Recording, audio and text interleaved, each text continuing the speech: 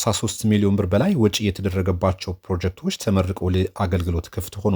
በጉራጌ ዞን ጌታ ወረዳ በግንባታ ላይ የነበሩ የትምህርት ተቋማትና የውሃ ማስፋፊያ ፕሮጀክቶች ተጠናቀው ለአገልግሎት ክፍት መሆናቸው ተገልጿል። በወረዳው በንጹህ መጠጥ ውሃ፣ በመብራት፣ በመንገድ፣ በትምህርትና በሌሎችም የተሰሩ ያሉ የልማት ስራዎች የህዝቡን ጠቃሚነትን የሚያረጋግጡ ስራዎች ናቸው። ወረዳው ባለፉት ጊዜያት በትምህርት ለትውልድ ንቅናቄ የመንግስት፣ የማህበረሰቡ፣ የባለ ሀብቱ፣ የበጎ አድራጊ ድርጅቶችና የቀድሞ ተማሪዎች ህብረት በማስተባበር የትምህርት ልማት ስራ መከናወኑም ተጠቁሟል። በዚህም የስኩት ሁለተኛ ደረጃ ትምህርት ቤት የመማሪያ ክፍል እጥረት በመኖሩ ምክንያት ተጨማሪ ህንፃ ለመገንባት ተወስኖ ወደ ስራ ቢገባም ለ10 ዓመታት ስራው ተስተጓጉሎ እንደነበር ተነግሯል። ከጌታ ክፍለ ህዝብ ጋር የሀብት አሰባሰብ በማድረግ የግንባታ ስራው ተከናውኗል።